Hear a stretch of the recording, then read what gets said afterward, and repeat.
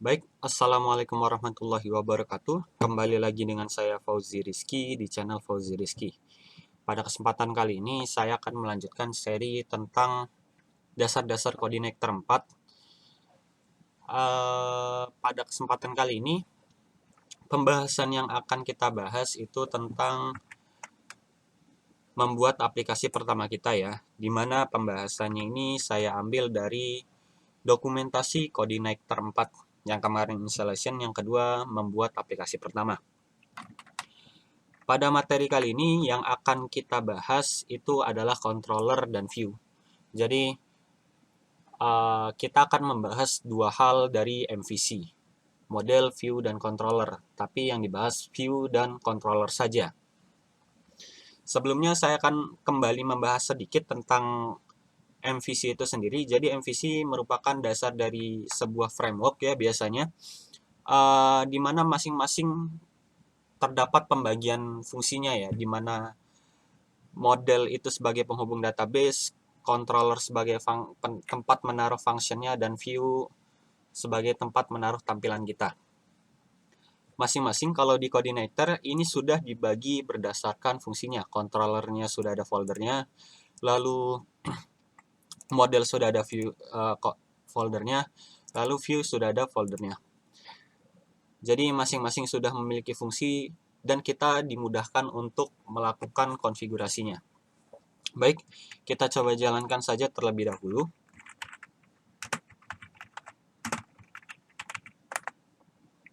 Sudah jalan. Kita coba akses.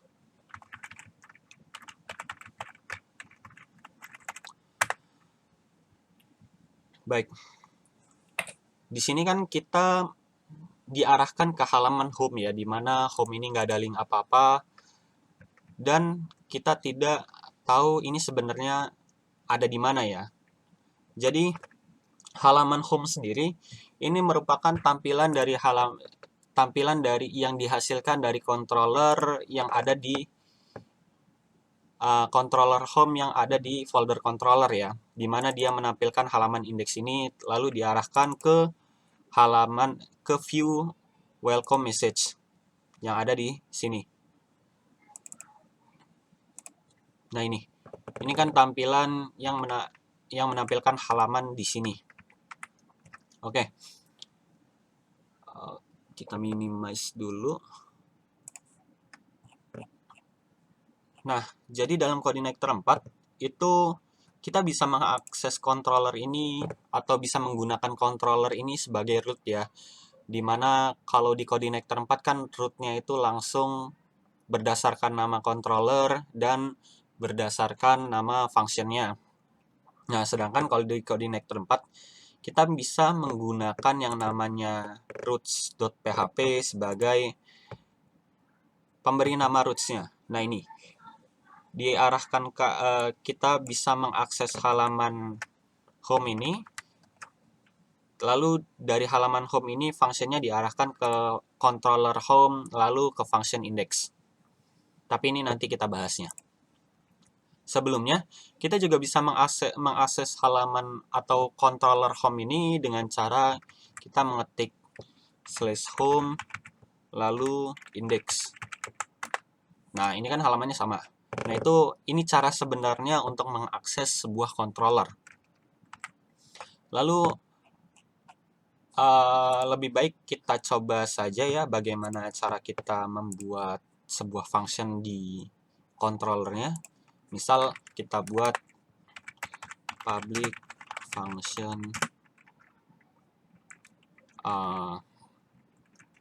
show.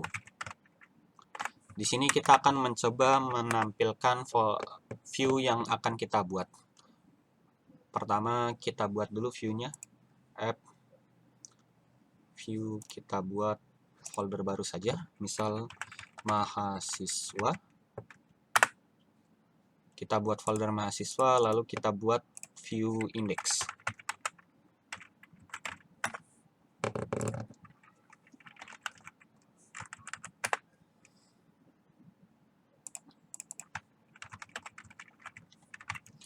Di sini kita coba buat tabel ya. Kita kasih judul dulu H1. tabel mahasiswa.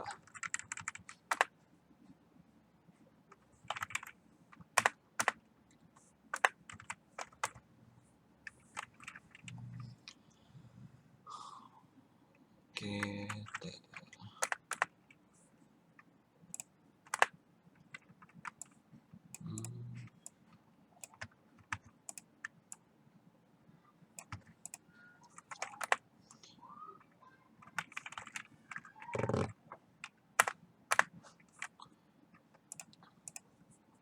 kita kasih nama, misal nama, lalu tr lagi, kita kasih nama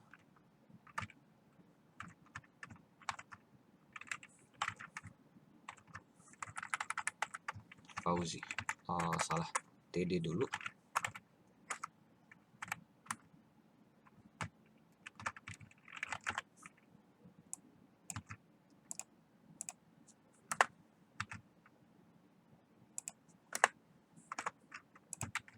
Nah, kita akan mencoba menampilkan halaman indeks ini yang ada di folder mahasiswa. Jadi untuk functionnya sendiri, ini kita akan mencoba menggunakan yang namanya echo view ya, dimana ini kita menampilkan halaman view yang ada di folder views lalu mahasiswa /index.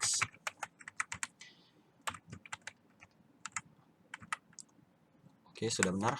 Kita coba home show. Nah, di sini kita bisa lihat bahwa kita sudah menampilkan halaman index.php yang ada di folder mahasiswa menggunakan controller home dan function show. Nah, di sini controller hanya menghandle untuk menampilkan halamannya saja. Kita tidak bisa langsung mengakses halaman view yang ada di kita tidak bisa mengakses halaman indeks yang ada di folder mahasiswa, itu tidak bisa langsung. Jadi kita harus menggunakan yang namanya controller ini untuk menampilkan halamannya. Oke. Lalu kalau seandainya kita mau mengirim data ke halaman view itu sendiri, itu bisa langsung dikirim saja. Tapi datanya itu harus menggunakan array data untuk dikirimnya. Misal data $data, namanya nama, di sini nama, value-nya Fauzi, misal Fauzi Rizky. Lalu data npm-nya 17.05.10.29. Nah, ini kan sama aja kita hanya mengirimkan satu data, akan tetapi banyak value yang dikirimnya, banyak value yang akan diterima. Untuk pemanggilan datanya sendiri, lupa titik koma. Untuk pemanggilan datanya sendiri, ini bisa menggunakan sintaks PHP ya, dimana nanti kita coba. Ini kita tambahin npm terlebih dahulu.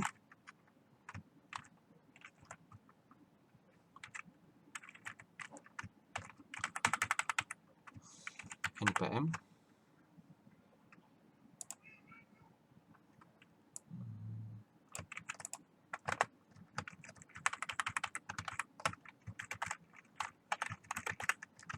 di save. Oke, datanya sudah berubah. Coba kita ubah datanya ini berdasarkan data yang dikirim dari function show. Misal kita tambahin deh ininya biar berubah sedikit. Misal 92. Namanya ini kita ubah, kita panggil dengan cara memanggil nama. Lalu yang npm cara pemanggilannya itu tinggal buka sintaks PHP. Lupa sama dengan.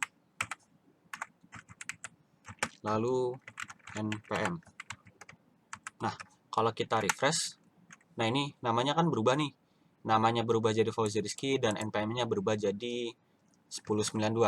Di sini cara mengirim datanya itu seperti ini. Untuk mengirimkan data ke view dan view menerimanya. Lalu dalam suatu program atau suatu project itu biasanya kan ada beberapa view yang berulang gitu. Jadi alangkah baiknya kita itu tidak mengulang-mengulang view yang sama. Jadi misal di sini kan kalau dalam sebuah view kita pasti menggunakan yang namanya tag HTML, di mana ada HTML, head, lalu body, lalu ditutup lagi. Nah, alangkah baiknya kita tidak mengulang ini agar kode kita terlihat rapi dan tidak panjang. Jadi dari Coordinator sendiri ada cara untuk memisah-misahkan kode itu menjadi beberapa bagian dengan cara kita membaginya lalu memanggilnya lagi. Misal, di sini kita akan mencoba memisahkan antara HTML, head, dan body. Jadi kita coba ya. Di sini sebelumnya kita buat terlebih dahulu nama filenya. Ini header. Lalu ada file juga footer. Oke. Nah, di halaman header ini kita akan memindahkan dari doctype ini sampai ke body. Jadi nanti di halaman index itu hanya isinya saja. Header kita ubah di sini. Lalu di halaman footer ini hanya akan menutup body dan HTML, tag HTML-nya. Jadi kayak gini. Oke. Nah, kalian pasti bertanya-tanya kenapa dibaginya kayak gini. Kalau dalam suatu project itu biasanya juga kan kita mengakses yang namanya plugin-plugin, lalu kita mengakses juga link lain, CSS lain, atau JavaScript lain. Nah, di situ kalau kita mengakses dalam satu halaman, itu kan biasanya terlalu makan atau terlalu panjang ya. Akan lebih baik kita hanya akan menampilkan isi dari codingan kita saja. Nah, di sini kita akan mencobanya. Nah, cara pemanggilannya, itu kita tinggal menaruh di atas berdasarkan urutannya. Misal, tadi kan urutan yang benar itu berarti header, index, lalu footer. Jadi kita tinggal panggil saja. Echo view mahasiswa, lalu header. Kita copy echo view mahasiswa footer. Nah, pertanyaannya di sini, apakah di header atau di footer itu perlu mengirimkan data juga? Jawabannya enggak. Kenapa nggak perlu? Ya, karena kan datanya itu hanya akan digunakan di halaman indeks. Tapi kalau dikasih contoh di Coordinator 4-nya sendiri, ini akan lebih baik kita kirim semua datanya. Karena itu kan masih satu halaman. Misal data-data. Nah, seperti ini. Oke. Nah, ini kan tampilannya sama aja. Akan tetapi ini kita berhasil memisah-misahkan antara header, footer, dan isi dari codingan kita sendiri.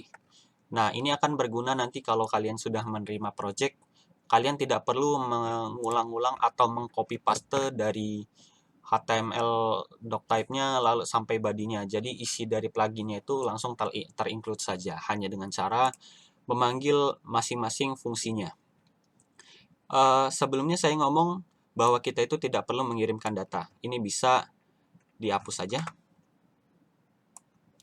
Kalau yang tadi kan itu saran dari Coordinator 4 sendiri. Nah, ini kan hasilnya sama aja. Kenapa hasilnya sama aja? Karena dalam penggunaan datanya itu hanya akan ditaruh di halaman indeks. Sekian dari saya. Apabila saya ada salah kata, saya mohon maaf. Wabillahi taufiq wal hidayah. Wassalamualaikum warahmatullahi wabarakatuh.